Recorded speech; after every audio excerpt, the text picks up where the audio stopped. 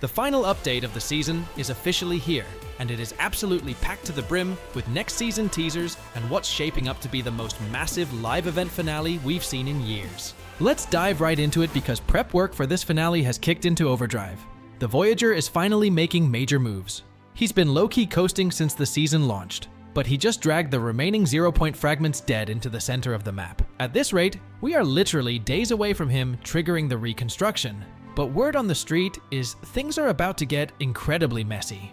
We already know he's debuting a brand new look, and it seems like he's going to get scorched during the 0-point fusion, forcing him to evolve. It makes you wonder if this new form is sticking around for Season 3, so definitely drop a comment below and let me know if you want him back or if you're already totally over him.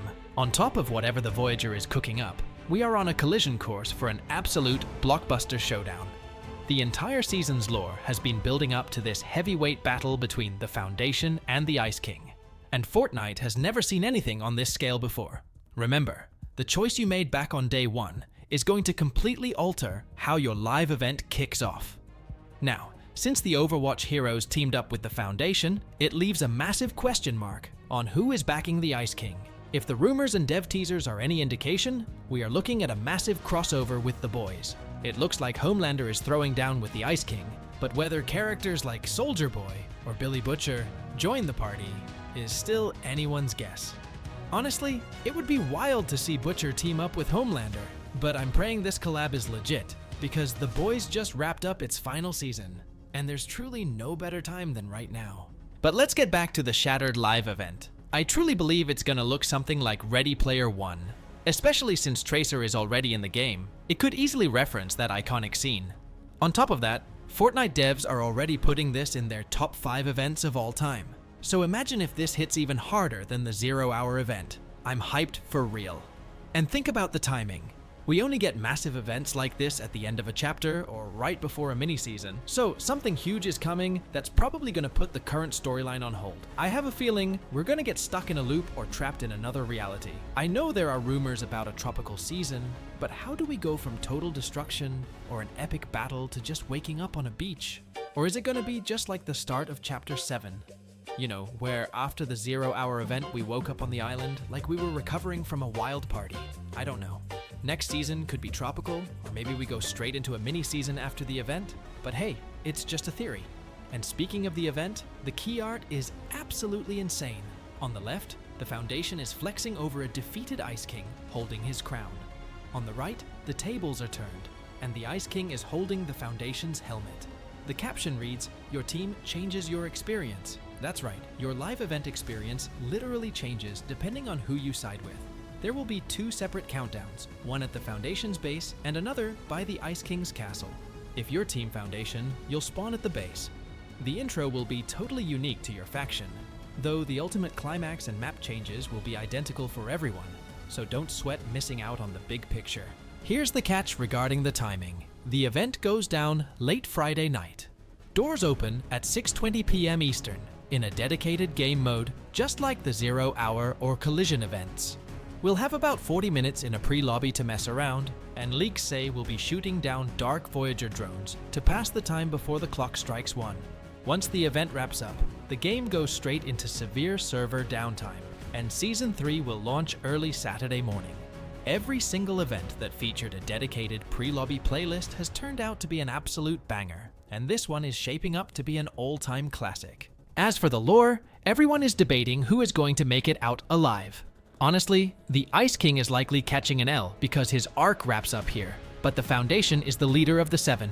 There's no way Epic Games throws away Donald Mustard's prime storyline after building it up for years just to kill him off in a single season. He's definitely staying, but don't look past the real villain here, the Dark Voyager. So I think in the end, the Ice King and the Foundation will have to squash their beef and team up against him. We might even see Singularity make a clutch return with the giant mech, throwing it back to that epic giant robot hype. This is the biggest lore-heavy event we've seen since Fracture, and Fortnite is pulling out all the stops. And don't forget to mark your calendars for Saturday, May 30th, because Community Day is about to be legendary. We're talking pizza slices scattered everywhere across the map, the glorious return of the knock pistol, and a supercharged XP buff that is totally off the charts. If you're lagging behind on your battle pass, this is your golden ticket to max it out at warp speed with unprecedented XP gains. Plus, the free rewards are insane. We are finally getting that suit and tie style for the Foundation that's been teasing us in the locker, a free Silver Surfer wrap just for logging in, and a dual style glider. One of those styles is a clean blue that looks exactly like the ultra rare indigo skin. But before the final days arrive, I know some of you might be a bit lost on this season's storyline. So, let's recap everything before the finale event of this story arc begins. While the Voyager piecing the 0 point back together, the entire vibe of Showdown season revolves around the beef between the Foundation and the Ice King. But why do these two even have so much bad blood? With the Foundation, it's obvious. The Rock got put on ice by the King, which took him off the board for a long time. It makes total sense why he's ready to throw hands. But the Ice King's side of things is what's keeping me up at night. According to Jones, the Ice King is straight up obsessed with the Foundation. Jones thinks this tunnel vision is super sus, almost like someone explicitly sicked the Ice King on him. Someone like, say, the Dark Voyager?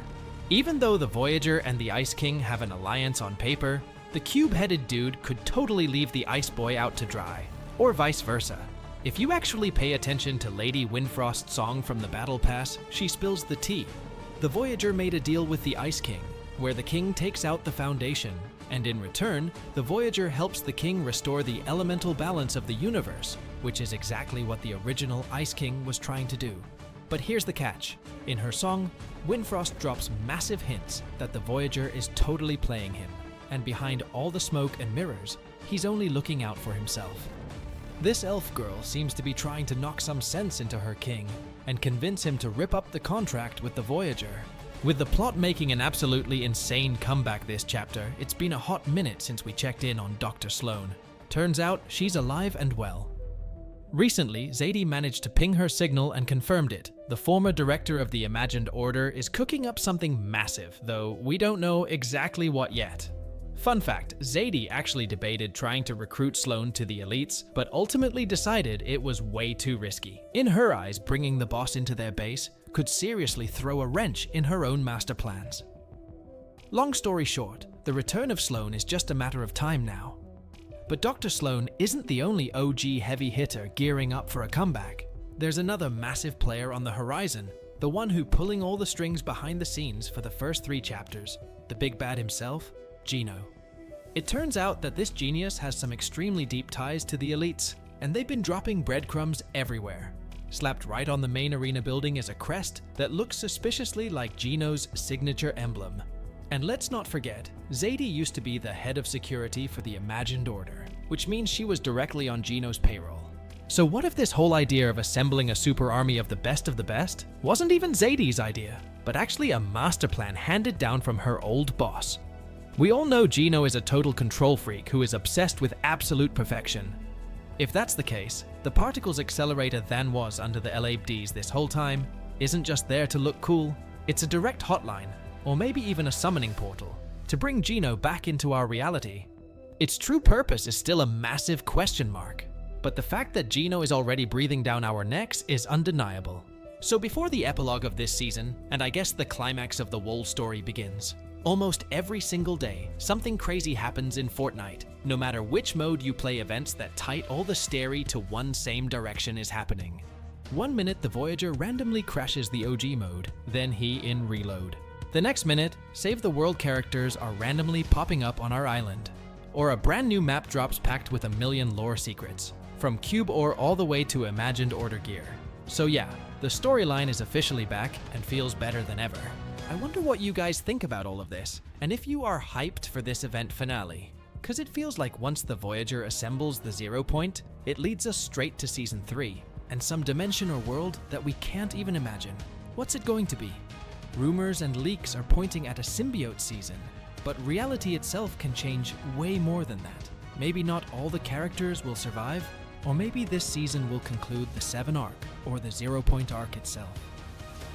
We are likely looking at a complete map overhaul, and data miners have already corroborated that starting from the 3rd season, the game files point toward an entirely different environment.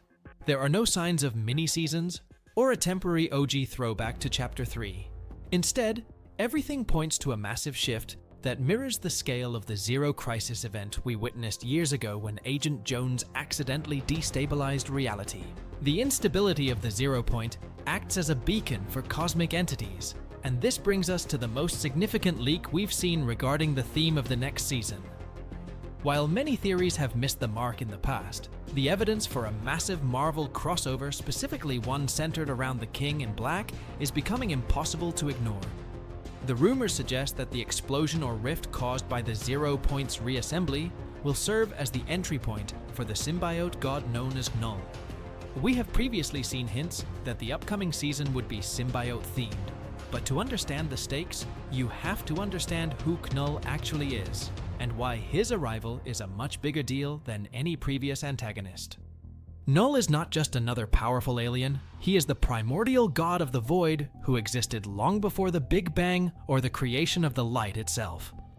In the Marvel mythos, he is the creator of the all-black Necrosword and the progenitor of the entire symbiote race, including well-known characters like Venom and Carnage. Knull's power level is almost beyond comprehension within the context of the Fortnite universe. He is an ancient being who waged war against the Celestials, the literal architects of the universe, and managed to decapitate one of them with a single blow from his sword. This decapitated head eventually became the location known as Nowhere in Marvel lore, which gives you an idea of the scale we are dealing with. Knull represents the living abyss. That got me thinking, what if the latest hints from LEGO Fortnite about the Avengers facing the Nothing are actually hinting that Knull is the Nothing? There is a logical trail of breadcrumbs leading us to this conclusion that goes beyond just leaks. If we look back at the promotional campaign for the current season, Epic Games made several overt references to the upcoming Avengers Doomsday movie. They specifically mentioned will return in Fortnite Showdown, which are clear nods to the broader Marvel Cinematic Universe trajectory. Epic rarely drops these kinds of specific hints without a long-term payoff. Like I mentioned in my previous videos, a lot of sources were predicting the trajectory of Chapter 7 before it even launched, but the rumors surrounding Season 3 and its symbiote theme really caught my eye. Honestly, it's a bit of a curveball, because when you look at where we are right now, the map, the current plot, and the overall direction of the season, there aren't any obvious signs of a shift towards symbiotes. That said, I've noticed a few things that are already starting to stand out. Right now, we're witnessing a pretty brutal power struggle between the Ice King's forces and the Foundation's team. Even though the Ice King seems to be leading the narrative for now, everything suggests that the Foundation's team will ultimately come out on top regardless of the current score. We're seeing plenty of hints about this, specifically in the Lady Windfrost loading screen, which I want to take a closer look at. In that image, the King's castle is completely leveled. This will likely happen once the Infinity Blade returns to the game. When the castle falls, the King's prisoners will finally be set free. One of those prisoners is Captain America. You might wonder what Cap has to do with a symbiote theme, but knowing Fortnite, it's easy to imagine a symbiotic version of him if that's the direction we're headed. My first theory is that Cap will act as our bridge into the next season. We know how much weight collaborations carry, just look at the Chapter 6 finale. So it's very possible Cap will be the one to stop Voyager and trigger a new chain of events. Moving on to the symbiotes themselves, my second theory is that they'll arrive from space, which is their signature style. What's interesting is that the island already has references to this. Near Studio, there's a collection of props for a movie called Pillions, featuring those creepy peely aliens. Maybe it's just me, but they look an awful lot like symbiotic bananas. I have a feeling this biome and the mountain of alien attack references aren't just a coincidence. The symbiotes might already be here on the island. It's just a theory for now, but it would be incredible to see a symbiotic peeless uprising actually happen. My final theory is that we might leave this island behind entirely. It's a real possibility, especially when you think back to the wilder seasons where Epic prepared something massive, like a dedicated symbiote world. While it feels like a long shot, it's hard not to hope for it, especially with Voyager doing everything possible to harness the Zero Point. No one knows what happens once it's fully collected, but it could trigger an even worse disaster or act as a beacon for the King in Black himself, Knull. So why is he called the King in Black? Well, because he is the literal god of every symbiote in existence. Null was around long before the universe even began, waging a lonely war against the light and creating symbiotes along with all kinds of other nightmare fuel. He's the one who forged the Necrosword, the same weapon that gave Gore the God Butcher his powers. And in the latest comics, he's been putting heavy hitters like Sentry and Thor to the test. Let's just say they didn't pass the vibe check. It's been a long time since I've been this hyped about a character, but Knull is just too good to ignore. He's an incredibly charming yet insanely powerful force of nature. And today I'm going to break down the sheer power of the symbiote god, starting with where he came from. Before the universe was a thing, there was only the void, an endless abyss ruled by Knull. He was just drifting through that nothingness without a care in the world until the Celestials showed up and ruined his peace. They started building the universe, creating worlds, and filling them with life, which Knull found absolutely offensive.